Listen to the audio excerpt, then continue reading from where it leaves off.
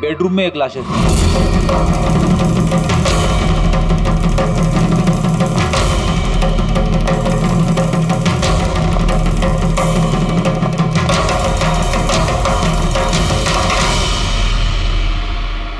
आवाज सुन के उठने की कोशिश की होगी, यहीं पे मार दिया।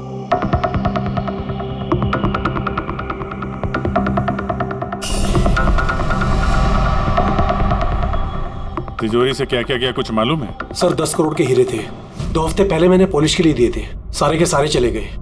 हीरे? सर बाथरूम में हथियार है।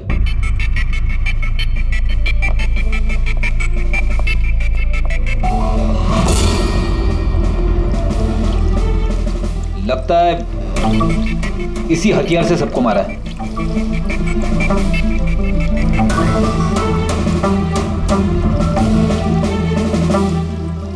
अच्छा खासा साफ कर दिया है, वो भी साबुन से। लगता नहीं इस पे कोई सुराग मिलेगा। बहुत ही खतरनाक खूनी है यार। पहले 3-3 खून करता है, अबे यहीं बाथरूम में बैठ के हथियार साफ करता है। साइकोपैथ। अच्छा, इन हीरों के बारे में कोई और भी जानता था? सर 3 लोग जानते थे। कौन है? आइए बताता हूँ सर। एक सेठ भाई का भतीजा करुणेश, 2 एम्प्लॉय थे, सतीश और सर मानिक। आइए सर मैं दिखाता हूँ।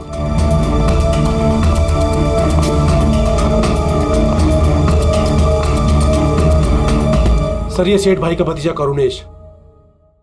जी मैं करुणेश, ये मेरे चाचा चाची थे। और ये एम्प्लॉय मानिक और ये सतीश। हाँ सर, वो हीरे पॉलिश करने का काम मुझे और मानिक सर को दिया था। और सर मेरे 10 करोड़ के हीरे चले गए, मैं तो बर्बाद हो गया। कहाँ से लाऊंगा मैं सब? आप शायद भूल रहे हैं, 3-3 खून हुए हैं यहाँ पे। उनकी जिंदगी हीरों से कहीं ज्यादा कीमती है, समझे आप? बाहर चल के देखते हैं, शायद किसी ने कुछ और देखा हो।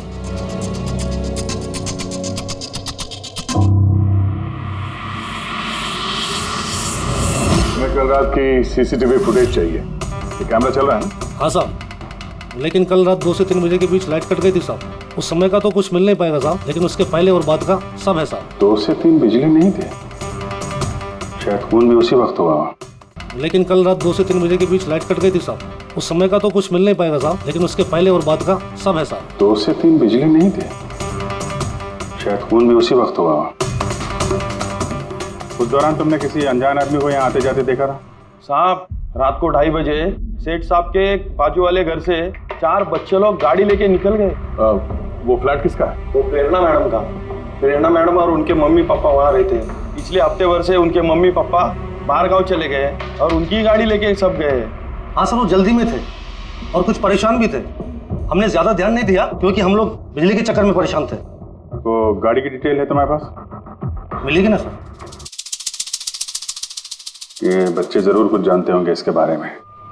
सब जगह अलर्ट कर देते, कहाँ जाएंगे बात के। सर देखा सुना तो नहीं है, लेकिन कल रात एक अजीब बात हो गई थी। करीब 1 घंटे तक कल रात बिजली नहीं थी। हाँ सर। सर ये पॉश एरिया है, यहाँ कभी लाइट जाती नहीं है। बिजली अपने आप तो नहीं कटी होगी, कातिल ने जानबूझकर पावर सप्लाई काट दी होगी।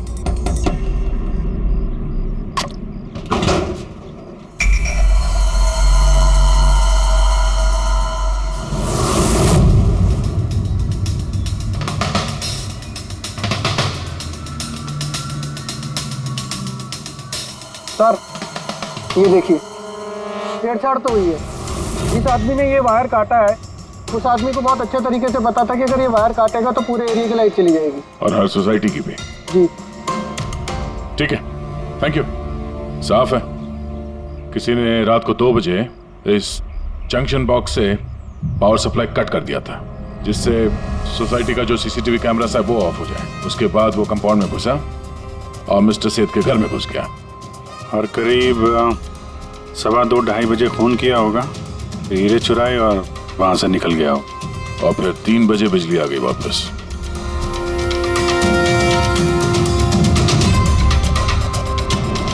सर आपकी थियोरी में थोड़ी गड़बड़ लग रही है। क्या गड़बड़ है? उन तीनों की मौत 2 से 3 के बीच नहीं हुई है। क्या? तो फिर मौत कब हुई? इसके लगभग 1-1.25 घंटे पहले मतलब 1:15 से 1:15 बजे के बीच। ये कैसे पॉसिबल है सर? इन तीनों की बॉडी का टेम्परेचर और बॉडी के अंदर की स्थिति यही बताती है कि इनकी मौत 1:15 से 1:15 बजे के बीच में ही हुई। और तो और ये मिस्टर सेठ की घड़ी, हमले के बाद इन्होंने जरूर कातिल के वार को अपने हाथों से रोकने की कोशिश की होगी और किसी धक्के से इनकी घड़ी बंद पड़ गई होगी। इस बंद घड़ी का समय दिखा रहा है 12:55। 12:55? अगर मौत 1:15 से 1:15 बजे के बीच हुई तो कातिल उसके पहले आया होगा। लेकिन बिल्डिंग की लाइट तो 2 बजे तक चल रही थी सर, और सीसीटीवी कैमरे भी काम कर रहे थे। और बिल्डिंग में सिक्योरिटी भी काफी अच्छी है सर। और सर एक वॉचमैन तो मिस्टर सेठ के घर के नीचे ही खड़ा था। हमने तो सीसीटीवी फुटेज चेक किया था, 2 बजे तक तो कातिल अंदर आया नहीं। तो आया कब? और फिर कातिल ने मर्डर करने के 1 घंटे बाद पावर कट क्यों किया? रेडी? हाँ रेडी। अच्छा, वेरी गुड। रेडी ने उन चारों बच्चों को पकड़ लिया। शहर से बाहर भागने की कोशिश कर रहे थे, वाशी ब्रिज के पास पकड़ लिया उन्हें। Great work. चारों को यहाँ ब्यूरो में लेकर आने को कहो।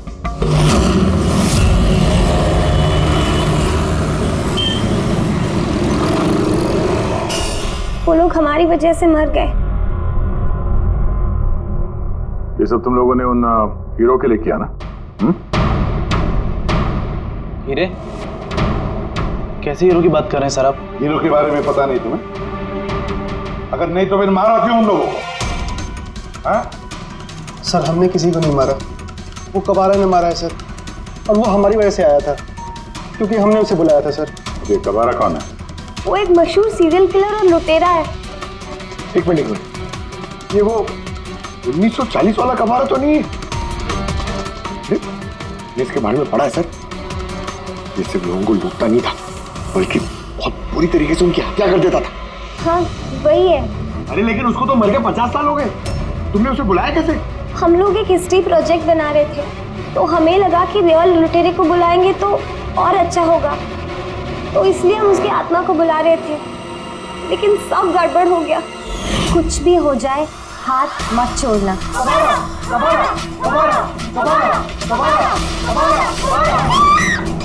तुमने हाथ क्यों छोड़ दिया रवि? तुम्हें पता है कितना खतरनाक हो सकता है?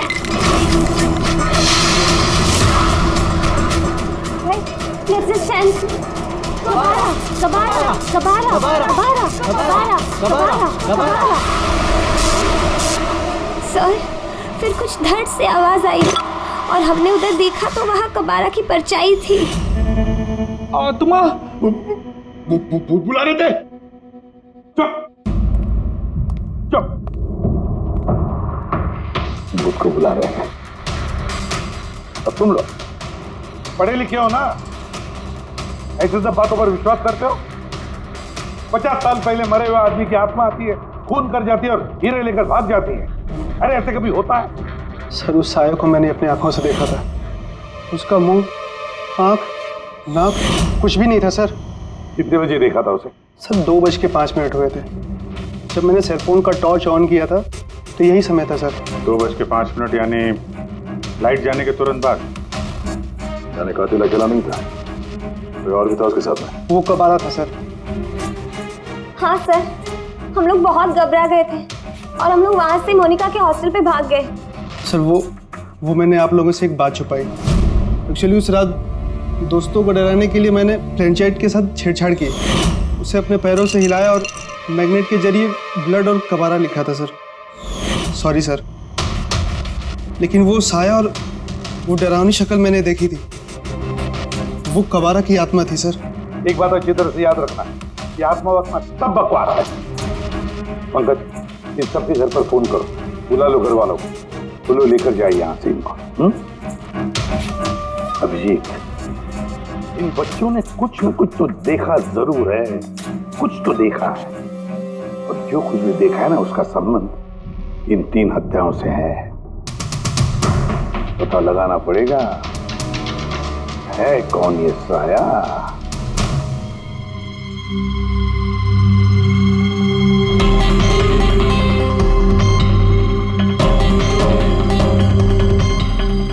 लगता है उन लोगों ने खूनी को देखा होगा। हाँ सर, और खूनी कब आ रहा है? अरे यार बालकनी में चल के देखते हैं, कोई ना कोई सबूत छोड़ के गया होगा तुम्हारा कबारा।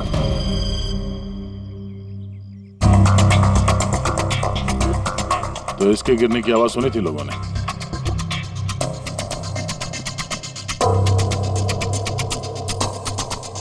सर वो सेठ जी की बालकनी है, तो खूनी वहां से भागते हुए यहाँ पर आया होगा, तभी ये गमला गिर के टूट गया होगा।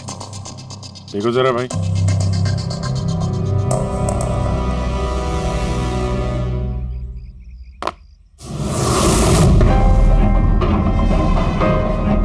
सर निशान क्लियर तो नहीं है, लेकिन लगता है ये 7 नंबर का जूता है। पैर काफी छोटा है, मतलब ऊंचाई कुछ ज्यादा नहीं होगी इसकी। चाहे वो छोटा हो लेकिन ताकतवर तो है, जिस हिसाब से खून किया उसने। क्या लगता है पंकज, कुछ कहना है? ये जूते का निशान किसी आदमी का है या आत्माओं ने आजकल जूते पहनने शुरू कर दिए? नहीं सर, जो आप बोल रहे हैं वो सही है, लेकिन वो बिना आंख नाक मुंह वाली साया, सर वो क्या था? तो इसमें कौन सी बड़ी बात है? तुम अपने चेहरे पे ये लगा लो, ये लो। ना आंख है ना नाक है, एकदम साया और अंधेरा था। उनको भी लगा कि वो खूनी कोई आत्मा थी। एक तो वो लोग प्लेनचेट खेल रहे थे, ऊपर से लाइट चली गई, एक साया दिखा तो दिमाग तो उल्टा सीधा ही सोचेगा ना। जरा सोचो, एक आत्मा को 10 करोड़ के हीरे की क्या जरूरत है? क्या करना है उसको? ये काम किसी आत्मा का नहीं, किसी इंसान का है। रात के 12:55 को मिस्टर सेठ, मिसेस सेठ और उनका नौकर रामू, इन तीनों के खून हो गए। फिर रात के 2 बजे जंक्शन के मीटर बॉक्स से किसी ने छेड़छाड़ की और फिर रात के 2:05 पर खूनी को प्रेरणा के बालकनी से भागते हुए देखा अदनान। सवाल ये उठता है कि सर खूनी घर के अंदर कब गए? सर हमारे पास रात के 2 बजे तक का सीसीटीवी फुटेज है सर। दोपहर के बाद घर के पास कोई आया ही नहीं, खिड़की दरवाजे सब बंद थे, कोई एंट्री हो ही नहीं सकती। ये तो ऐसा ही हुआ जैसे 12:55 को खूनी जादू से घर के अंदर प्रकट हुआ और सबको मार दिया। क्या कहा तुमने फ्रेडी? क्या कहा? कुछ नहीं सर, फ्रेडी बिल्कुल सही कहा तुमने। खूनी ने ऐसे ही किया होगा, बिल्कुल ऐसे ही किया होगा। मतलब काबरा का भूत? चुप, काबरा का भूत। मेरे कहने का मतलब है कि खूनी कत्ल की रात पहले से ही वहां मौजूद था, बाहर नहीं निकला था वो। यानी घर के अंदर था कोई आदमी? लेकिन सर घर के तो सारे लोग मारे गए। कोई और दया, कोई और था जो कत्ल की रात से पहले ही कमरे के अंदर बैठा था, बाहर नहीं निकला था। एक काम करते हैं, सीसीटीवी फुटेज चेक करते हैं, देखते हैं कत्ल के 2-4 दिन पहले कौन कौन मिस्टर मिसेस सेठ के घर आया था। और दया, अभिजीत, तुम सेठ के घर जाओ और देखो कहीं कोई छुपने की जगह है क्या।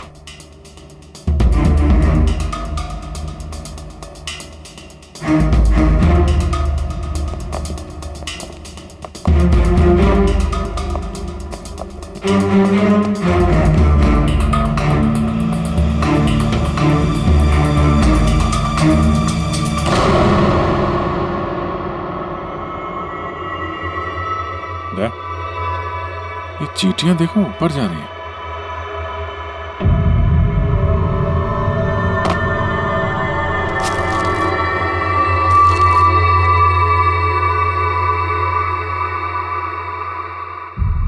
Dry fruits?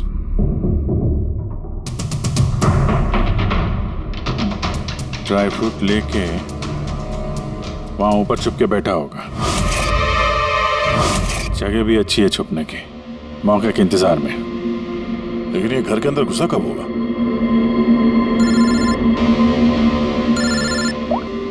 हाँ सर, फुटेज सोसाइटी के ऑफिस में देख लेते हैं सर। हाँ हाँ, फोन ऑन है, स्पीकर फोन पर है। पूर्वी सर, कुछ पता चला कि नहीं? सर हम कत्ल वाली रात से 2 दिन पहले की एंट्री देख रहे हैं और कुछ मिला है सर। क्या मिला?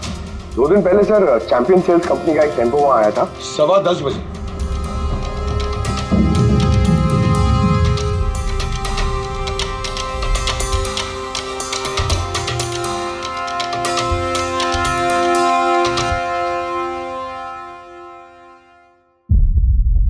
और सर उसके दूसरे दिन यानी कत्ल से 1 दिन पहले चैंपियन सेल्स का टेक्नीशियन मिस्टर सेठ के घर आया था।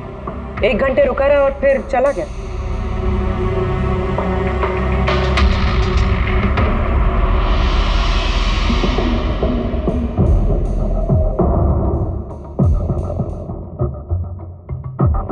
आप जरा बाहर जाइए।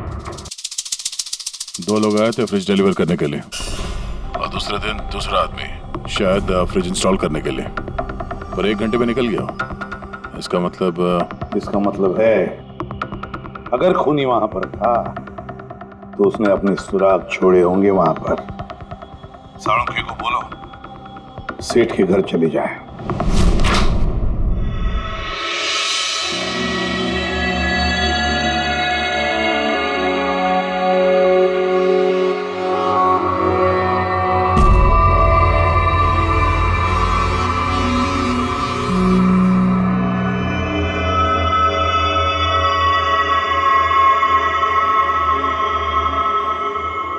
कुछ मिला डॉक्टर साहब? हाँ मिला, इलेक्ट्रोलाइट्स। हाँ, सोडियम क्लोराइड, यूरिया, वो सभी कुछ जो एक आदमी के पसीने में होता है। अच्छा, इसका मतलब जो खूनी जो है वो इस फ्रिज के अंदर बैठ के आया। जब डिलीवरी हुई फ्रिज की उसके अंदर छुप के आया और घर में घुस गया। हाँ सर, कुछ दिन पहले मैंने नया फ्रिज लिया था। कंपनी वाले डिलीवरी के बाद फ्रिज खोलने नहीं देते और 1-2 दिन के बाद जब इंस्टॉलेशन वाला आता है वो फ्रिज खोलता है। तभी मिस्टर सेठ और उनके घर वालों को पता नहीं चला कि कोई और घर के अंदर घुस के बैठा है। बिल्कुल, वो आदमी फ्रिज में घुस करके बैठा होगा। फ्रिज में उसे गर्मी लगी, गर्मी से पसीना आया और वो पसीना फ्रिज में रह गया। लेकिन सालुंखे साहब, फ्रिज का कार्टन तो सील होता है, तो फिर खूनी अंदर आया कैसे और वो सांस कैसे ले रहा था?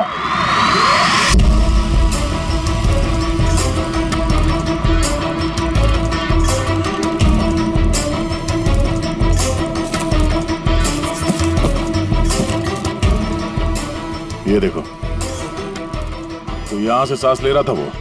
ये तो ट्रोजन हॉर्स वाली कहानी हो गई। Trojan horse? अब ये क्या है?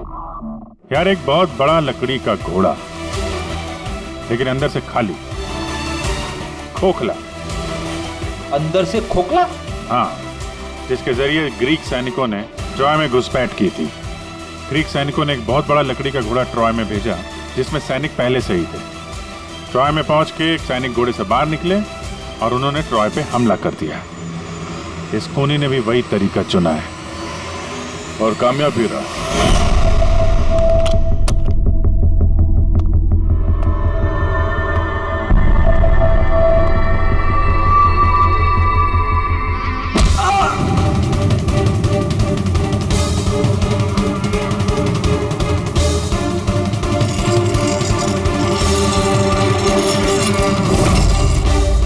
कौन हो तुम?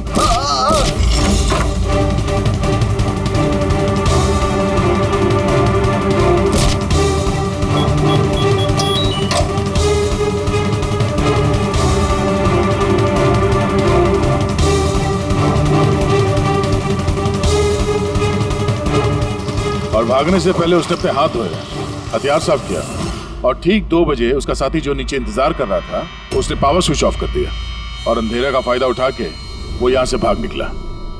भागते भागते वो प्रेरणा की बालकनी में गया जहाँ उसने वो गमला गिराया।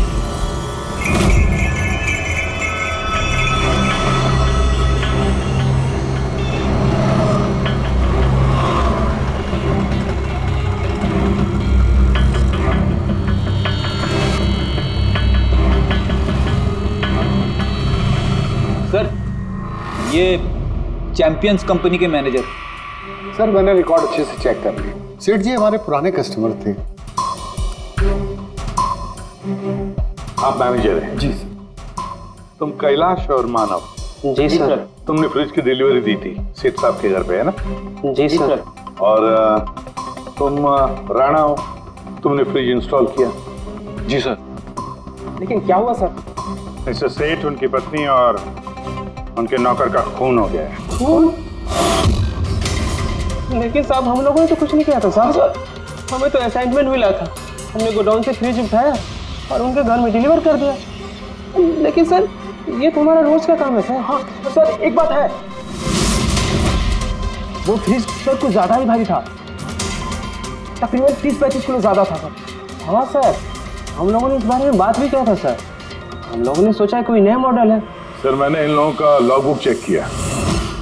ये दोनों 9 बजे गोडाउन पहुंचे थे और 9:30 बजे टेम्पो में फ्रिज को लोड किया और 10:15 बजे इन लोगों ने वो फ्रिज मिस्टर सेठ के घर पे डिलीवर करके वहां से निकल गया। इस दौरान तो कोई आदमी फ्रिज के अंदर नहीं जा सकता।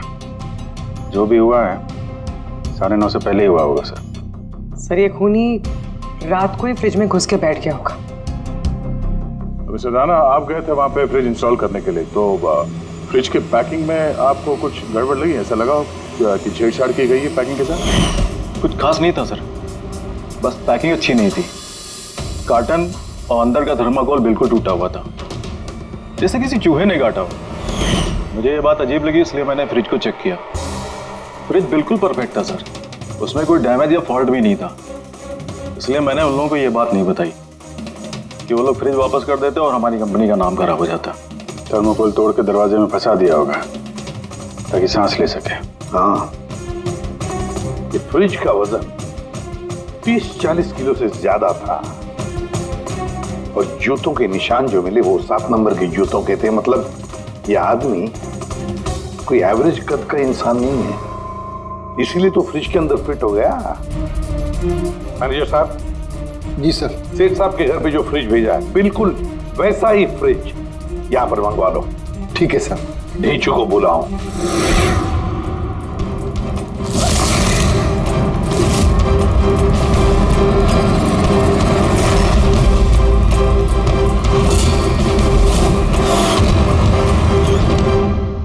आपने बुलाया और हम चले आए। अरे वाह, कैसे हो रेजू? अरे सर, क्या बात है, इतने टाइम बाद मिल रहे हो, सब ठीक ठाक है? अभी तक तो बिल्कुल ठीक ठाक हूँ। अब आप लोगों ने मुझे सीआईडी में जब बुला ही लिया है तो देखते हैं आगे आगे होता है क्या। अब ध्यान से सुन लो। 3 खून हुए हैं और हमें यकीन है कि खूनी उस फ्रिज के अंदर बैठकर चुपकर घर के अंदर घुसा, 3 लोगों का खून किया और भाग गया। इस फ्रिज के अंदर? हाँ, इस फ्रिज के अंदर। और सर? और तुम्हें हाँ, बस वैसे इस फ्रिज के अंदर जाना है और बैठना है। सर मुझे फ्रिज के अंदर जाना है? हाँ। वो फ्रिज का दरवाजा बंद हो जाएगा? बिल्कुल। तुम्हें फ्रिज के अंदर बैठकर बाहर निकलने की कोशिश करनी है। कैसे बाहर निकलोगे हमें दिखाओ।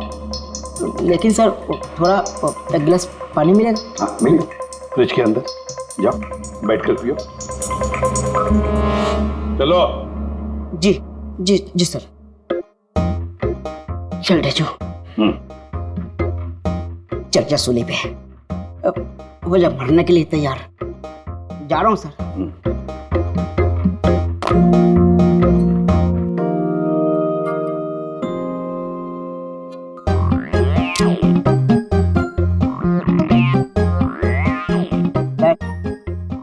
देखिए, अब देखिए ढेचू का कमाल।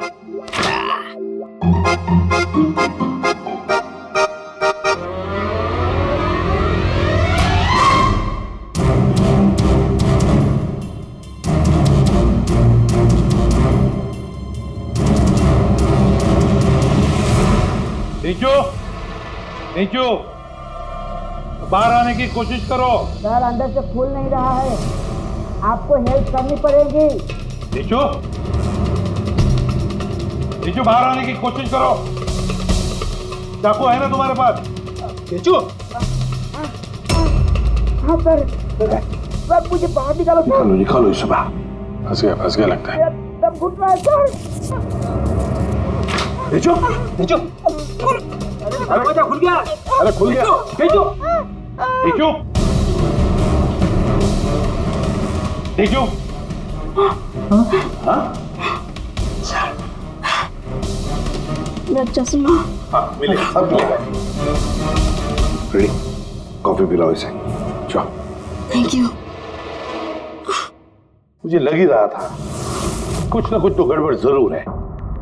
सेठ के फ्रिज का जो कार्टन है, जो बॉक्स है, उसे इतनी सफाई से काटा है बाहर से। अंदर से बैठ के कोई काट ही दे सकता बॉक्स को वैसे। जरूर किसी ने बाहर से काटा है उस खूनी को बाहर निकालने के लिए। वो जो कोई भी है सर, वो फ्रिज की डिलीवरी के बाद और फ्रिज के इंस्टॉलेशन के पहले इसी बीच में आया होगा। देखो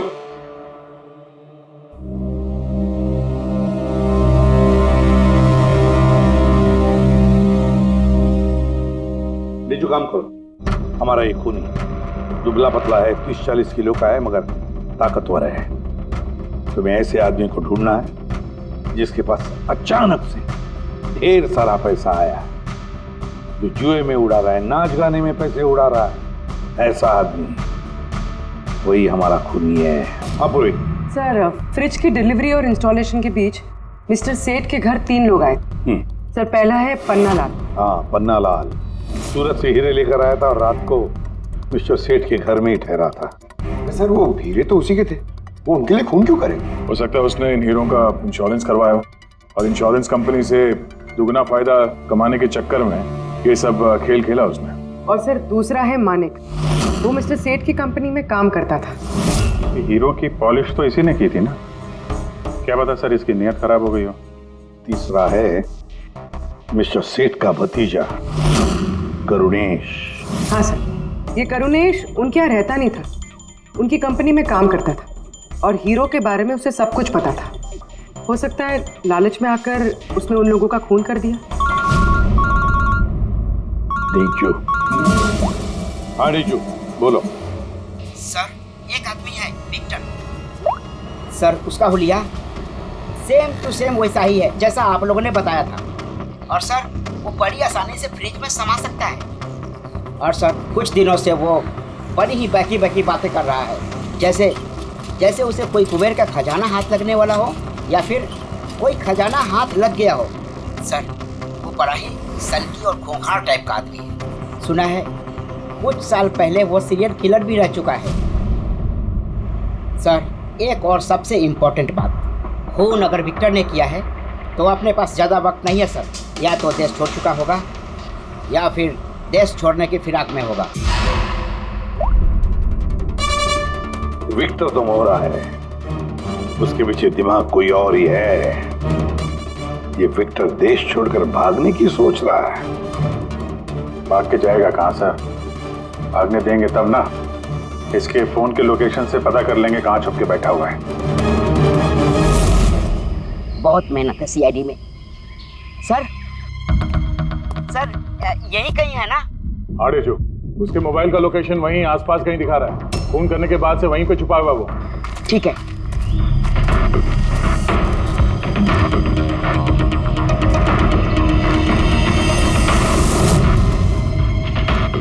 तुम सही जा रहे हो और आगे बढ़ो।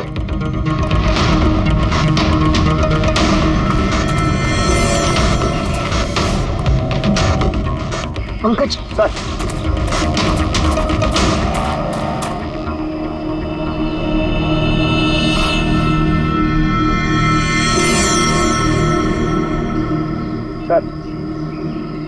अब इसे कोई नहीं पकड़ पाएगा सर। पंकज, क्या बात कर रहे हो? क्या हुआ क्या है? सर, मर गया वो। एक आखिरी कड़ी बची थी, वो भी हाथ से गई। कैसे मर गया? सर पे किसी ने पत्थर से या किसी चीज से मारा है सर, और मर के भी बहुत टाइम हो गया सर। बॉडी से बहुत बास आ रही है, बहुत बुरी हालत में है बॉडी। ठीक है पंकज, एम्बुलेंस बुलवा लो और तुम लोग वहां से निकलो। Okay sir. ओके। जैसे काम हो गया, उसको ठिकाने लगा दिया और लाश को कहीं फेंक दिया। सर, उन तीनों मर्डर्स के बाद ही विक्टर की फोन की लोकेशन वहीं दिखा रही थी। अच्छा, किसने किसने किए होंगे खून? ये पन्नालाल, माणिक या करुणेश? पन्नालाल, माणिक या करुणेश? हाँ बोलता हूं। अच्छा ठीक है, थैंक यू। ये पन्नालाल, माणिक और करुणेश, तीनों को फोरेंसिक लैब बुला लो। असली गुनहगार कौन है इसका पता चल गया। इस कार्टन के जरिए विक्टर को उस घर में भेजा गया था और ढेचू को अंदर भेज के ये बात तो प्रूव हो गई कि विक्टर अपने आप बाहर नहीं आया था। तो जाहिर है जरूर किसी ने उसकी मदद की है बाहर आने में। और जिसने भी उसकी मदद की वो इस सब का मास्टरमाइंड है, और वो तुम तीनों में से ही कोई एक है। ये आप क्या बोल रहे हैं? सर मैंने कुछ नहीं किया। आप लोग ऐसे कैसे बोल सकते हैं हमें? एक मिनट। किसी ने इस कार्टन को बड़े प्यार से बाहर से काटा, विक्टर को बाहर निकाला, फिर वापस डक्ट टेप से इस कार्टन को चिपका दिया। लेकिन इस कार्टन को चिपकाते वक्त उसने अपनी उंगलियों के निशान इस चिपचिपी इस जगह पर छोड़ दिए, जो अभी भी इंटैक्ट हैं, इस टेप के उस तरफ। लेकिन सर फिंगरप्रिंट्स मिलेंगे कैसे? कार्टन पे तो टेप लगा हुआ है, और अगर हम टेप निकालते हैं तो उसके साथ कार्टन का कागज भी निकल जाएगा। फिक्र मत करो पूर्वी, साड़ों के साहब ने हमें यहाँ बुलाया है तो कोई ना कोई रास्ता तो होगा इनके पास। है ना, रास्ता है। तारिका, इस हेयर ड्रायर के जरिए इस हेयर ड्रायर को हम इस टेप के ऊपर इस्तेमाल करेंगे। इस ड्रायर के गर्म हवा से इस टेप के ऊपर का एडहेसिव गोंद कमजोर हो जाएगा।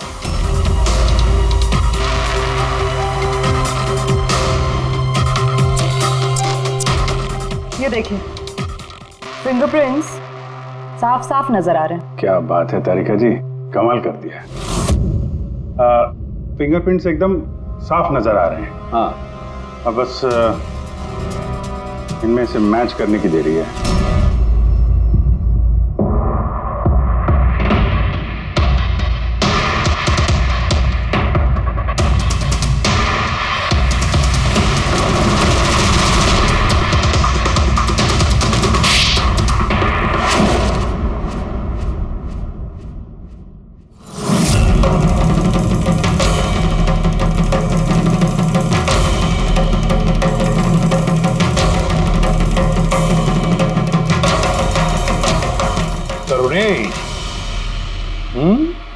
हाँ, मैंने ही किया।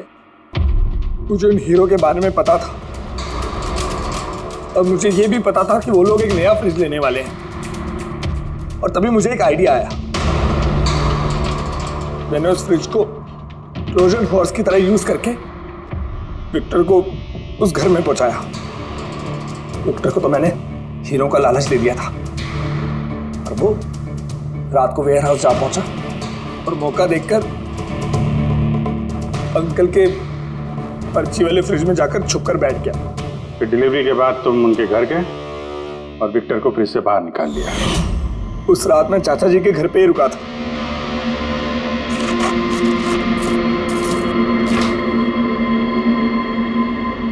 और फिर मैंने विक्टर को फ्रिज से बाहर निकाल के घर में ही छुपा दिया। करीब 1.5 दिन तक वो वहीं छुपा रहा। घर के लोग रात को सो गए तो वो बाहर निकला।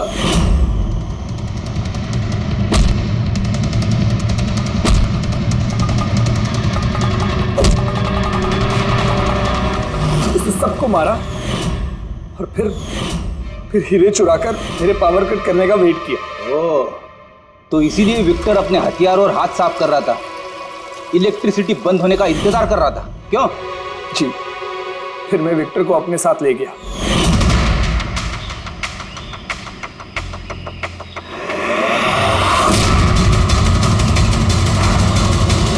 और मारने के बाद उसे फेंक दिया ताकि मुझ तक कोई ना पहुंच सके। इतना सोचा, कितनी प्लानिंग की, लेकिन अकल तुक्की पड़ गई इसकी। ये नहीं सोचा चाहे कुछ भी हो, सीआईडी वालों के हाथ तो तुम तक पहुंच ही जाएंगे। हर गुनहगार कोई ना कोई गलती करता ही है, जैसे तुमने अपनी उंगलियों के निशान छोड़ दिया ना इधर, बस हमारे लिए उतना ही काफी था। 4 खून किए तुमने हीरो की लालच में। अब भुगतो अपने कर्मों के फल, कड़ी से कड़ी सजा होगी तुम्हें, शायद फांसी।